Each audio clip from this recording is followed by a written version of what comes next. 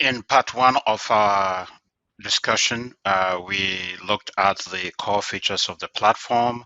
We also examined the add-on features that could also be included through subscription and what are the benefits of the platform. And we ended up doing navigation of the user interface to find out the location of those features and whether you have permissions to utilize them and how you can discover the various properties of these features that are bundled or added onto the platform.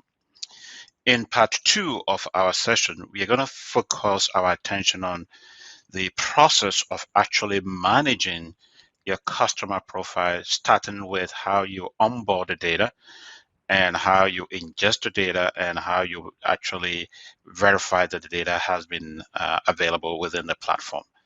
And then at the last end of it is once we are able to do that, we talk about the process of creating segments and how do we actually activate segments and how do we then subsequently make sure that the data has been exported successfully. Now, we indicated that the platform is an open data platform that allows you to aggregate and standardize customer profile from one or more sources into a single 360-degree view. How does the standardization occur? Bundled with the platform is the experience data model system.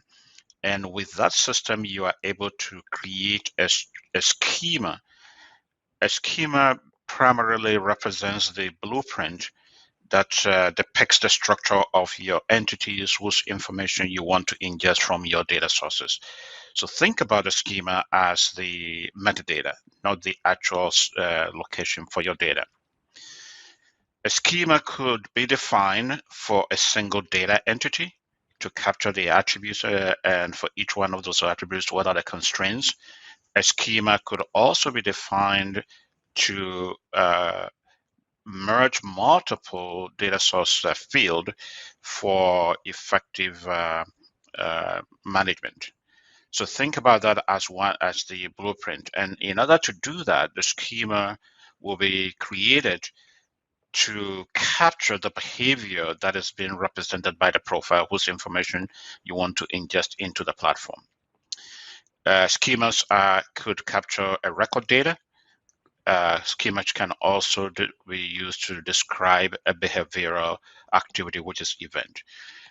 Together with the schema with the corresponding identity fields, you are able to now stitch together a collection of profile information from one or more sources to create one single consistent view of your data. And why do we care about that? Because it promotes interoperability in terms of exchange of data from the source into the platform repository and from platform repository into the destination for specific marketing action of your choice. So think about the data representation structure that is created through the schema. Like I said, the schema can be used to describe a record data, which basically is the attributes for each entity. And for those entities, you will then have to identify the field that will be defined as the primary identity field and those that will be a secondary identity field.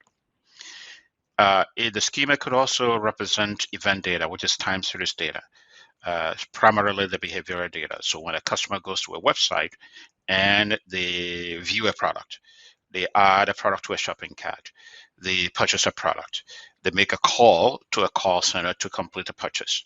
Those are behavioral data that need to be collected, and there was a separate schema for doing that.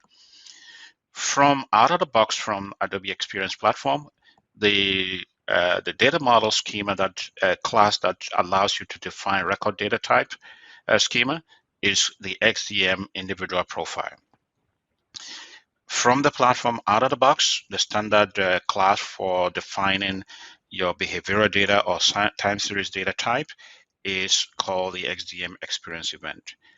Whether you are doing the record data fields type or you are capturing events, every one of them will have some identity fields of choice to actually uniquely identify events or records that you are capturing. So on the bottom left-hand side, you see there are three fields here. There's a CRM ID, there's the first name, and the last name. This is for the record data type.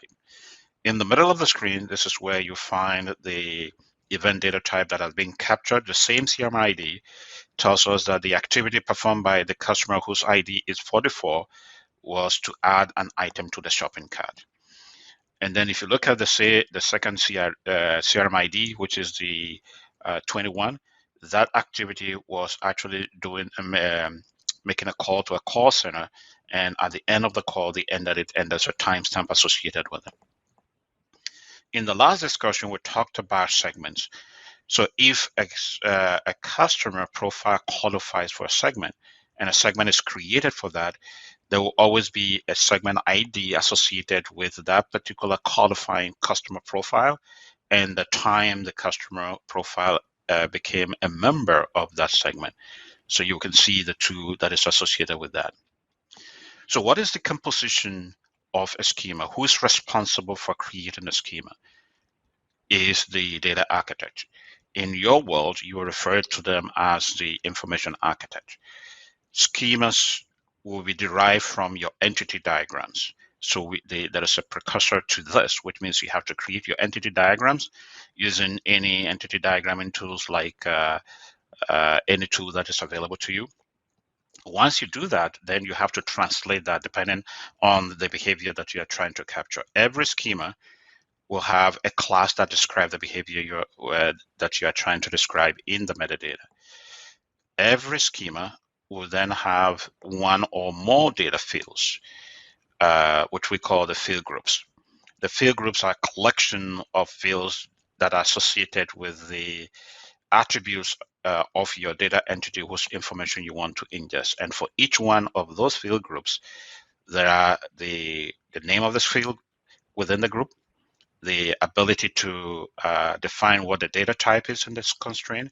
Out of the box, Adobe Experience Platform provides you with vertical industry field groups that you can use, but you could also create your own fields. Each one of the fields within the field groups also has the data types, and you will see that at the end, it creates a single defined single structure, which is the metadata for your composition. So think about the composition of your schema as the class that defines the behavior and a collection of one or more data fields, which is associated with your entity fields within your sources of your data. So that's in terms of defining the schema to provide you with a standardization. The second thing that you have to think about is, how do I actually ingest the data into the platform? Part of the schema definition, which is the next step, is actually to create a data set, because you do not ingest data into a schema. You ingest data into a data set whose structure is derived from a schema representing the behavior of the data whose information you want to ingest into the platform. The platform supports ingesting two categories of data source types. It could be online, it could also be offline. But the methods that are being used depends on your operations.